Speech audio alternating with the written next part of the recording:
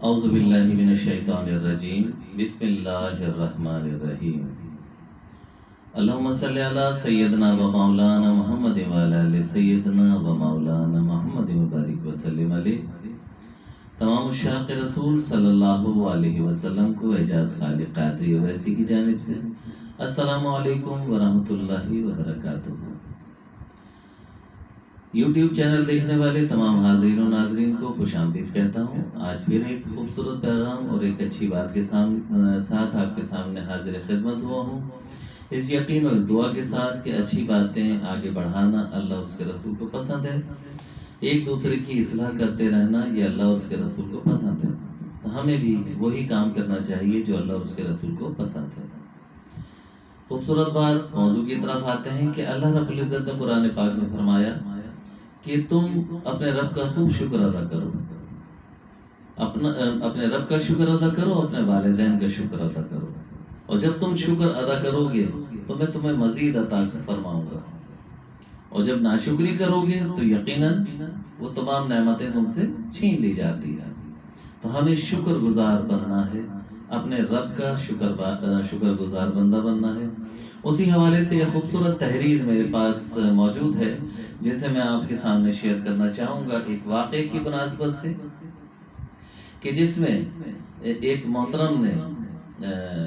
اس میں کچھ لکھا، اپنی کچھ گزارشات یا یوں سمجھ لیجئے کہ جو ان پر بیتی وہ سارے معاملات انہوں نے لکھے، اور اسی بات کی اصلاح ان کی اہلیہ نے کی، اور یہ واقعے کے ذریعے سے ہماری اصلاح بھی ہو رہی ہے۔ اور میں نے اسے پڑھا، مجھے اچھا لگا، میں نے چاہا کہ اپنے انداز بیان میں آپ تک پہنچاؤں، تاکہ بہرحال یہ ہمارے اور آپ کے اصلاح کا ایک ذریعہ ہے، اچھا ہے، اس کو ضرور ایک دوسرے تک پہنچائیے گا، اور میری یوٹیوب چینل کو سبسکرائب کیجیے گا، اگر پسند آئے تو یقیناً لائک کیجیے گا، اچھی باتیں پسند آئی جایا کرتی ہیں، اور کمنٹس باکس میں اپنی خوبصورت رائے کا اظہار ضرور کیجیے گا، اور بیل آئیکن کو ضرور دبائیں تاکہ آنے والی جو بھی اصلاحی ویڈیوز یا حج کی ویڈیوز، خوبصورت نعتیں، منقبت شریف جو بھی ہو وہ آپ تک نوٹیفیکیشن پہنچ جائے۔ بہرحال لکھتے ہیں کہ گزشتہ سال میرا آپریشن ہوا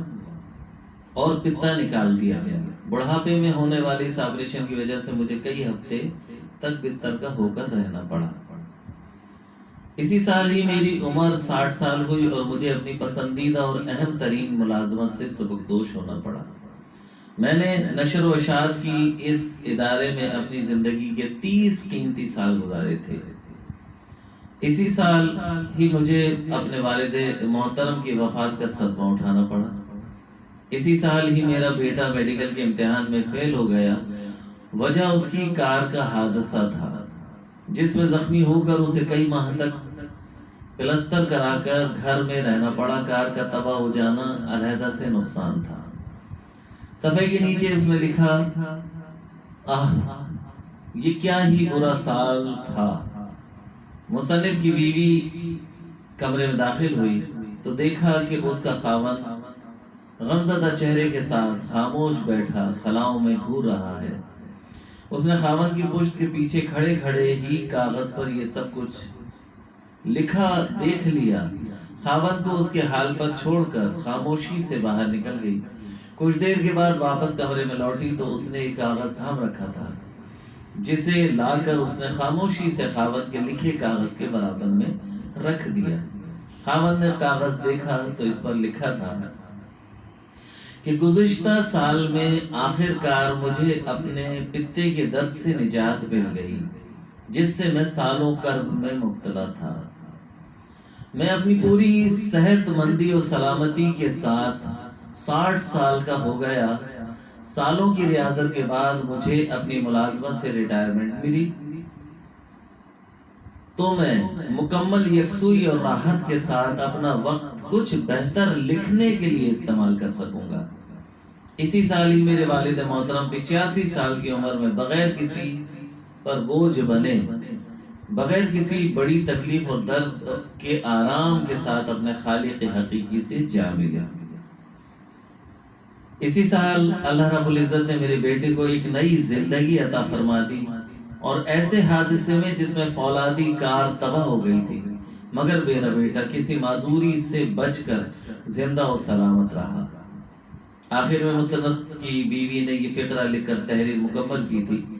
کہ وہ ایسا سال جسے اللہ نے رحمت بنا کر بھیجا اور بخیر و خوبی گزرا۔ ملاحظہ کیجیے کہ بالآخر اور بالکل وہی حوادثات، وہی حوادث اور وہ بالکل وہی احوال، لیکن ایک مختلف نقطۂ نظر سے، یعنی ایک ہی بات تھی اور ایک ہی انداز تھا، لیکن لکھنے والے نے اپنے نظریے سے اسے لکھا اور اس کی اہلیہ نے اس کو اپنے انداز میں لکھا۔ بالکل اسی طرح اگر جو کچھ بھی ہو گزرا ہے اسے اس نقطۂ نظر سے دیکھا جائے تو جو اس کے برعکس ہوتا ہے تو ہم اللہ تعالیٰ کی نعمتوں پر شاکر بن جائیں گے۔ اگر ہم بظاہر کچھ کھو بیٹھے ہیں اسے مثبت زاویے سے دیکھیں تو ہمیں جو کچھ عطا ہوا وہ بہتر نظر آنا شروع ہو جائے گا۔ اللہ تبارک و تعالیٰ فرماتا ہے کہ بے شک تیرا رب تو لوگوں پر فضل کرتا ہے لیکن ان میں سے اکثر شکر نہیں کرتے۔ اللہ کریم ہمیں شکر کرنے والا بنائے اور شکوہ کرنے سے محفوظ فرمائے۔ عموماً دیکھتا ہوں معاشرے میں کہ لوگ شکوے اور شکایت کرتے ہوئے ہی نظر آتے ہیں۔ ہر ایک نعمت جو اللہ رب العزت کی طرف سے ہے وہ شکر ادا کرنے کے لیے کافی ہے۔ اگر آپ سر کے بالوں سے لے کے پیر کے ناخنوں تک اپنا ہی جائزہ لیں گے تو در حقیقت آپ کسی بھی چیز کا شکر ادا نہیں کر سکتے، لیکن آپ کو شکر ادا کرنا چاہیے، یعنی ہمیں اور آپ کو شکر ادا کرتے رہنا چاہیے، کیونکہ کہ اللہ رب العزت نے دیکھنے والی آنکھ عطا فرمائی، بولنے والی زبان عطا فرمائی، سننے والے کان عطا فرمائی، اپنے کاموں کو خود سے کرنے والے یہ ہاتھ عطا فرمائے، کسی کی محتاجی نہیں رکھی، چلنے والے پیر عطا فرمائے کہ جو ان پیروں کے ہی اگر آپ اللہ رب العزت کا احسان و شکر سوچیں گے تو اندازہ کیجئے کہ کتنے قیمتی ہیں آپ کے پیر، کہ یہ پیر اللہ رب العزت نے سلامت رکھے تو آپ نے اللہ رب العزت کے گھر پر پہنچ کر طواف خانہ کعبہ کیا، انہی قدموں کو چل کر آپ نے نمازوں کی ادائیگی کی، انہی قدموں کے ذریعے سے آپ نے روزہ رسول پہ حاضری دی، بغیر کسی محتاجی کے، بغیر ویل چیئر پہ بیٹھے،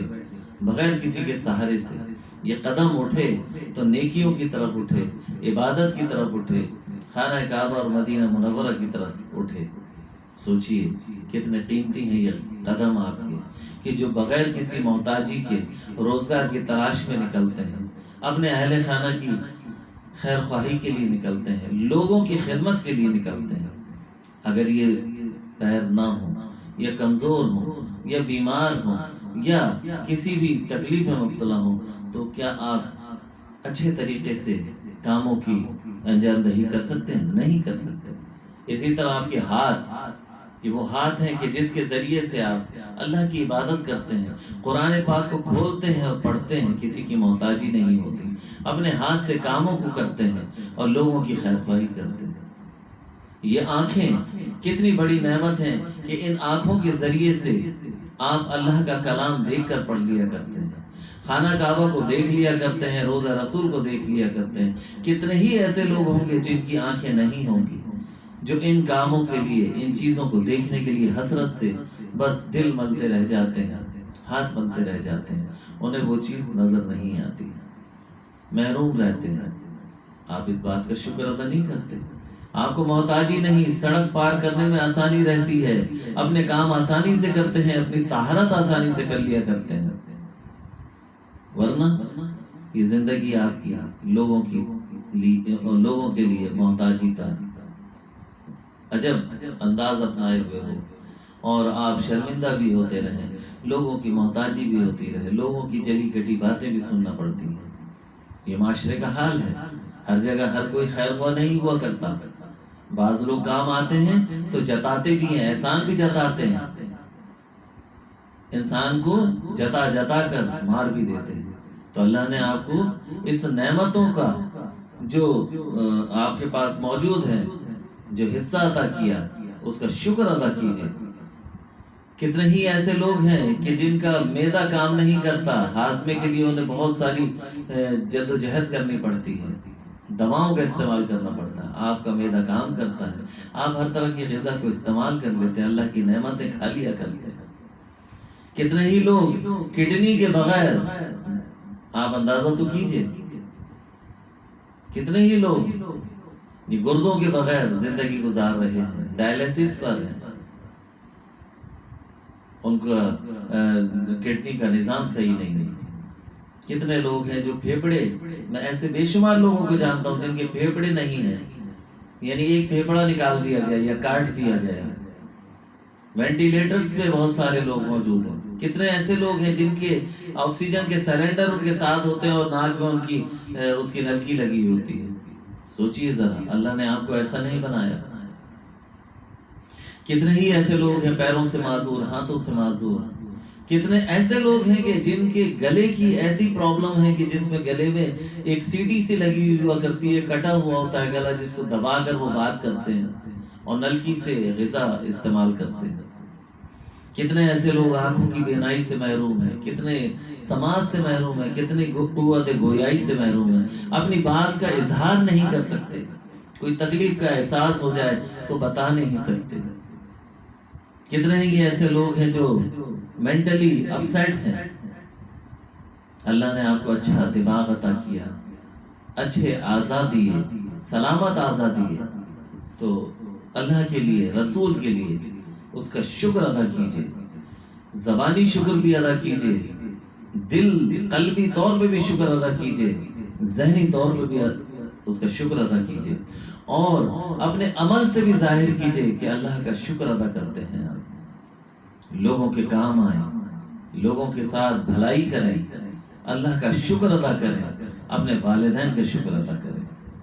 اپنے اہل خانہ کا شکر ادا کریں کہ آپ کے پیارے پیارے محبت کرنے والے اہل خانہ آپ کے ساتھ ہیں۔ اللہ نے آپ کو کسی کا محتاج نہیں کیا، آپ کو علم والا بنایا کہ آپ نے علم حاصل کیا، کام کرنے والا بنایا کہ کسی کی محتاجی نہیں ہے، اپنا روزگار کو اپنائے ہوئے ہیں، محنت کر کے حلال رزق تلاش کرتے ہیں اور کھاتے ہیں، اور بلکہ دوسروں کی بھی مدد کرتے ہیں۔ یہ شکر ادا کیجئے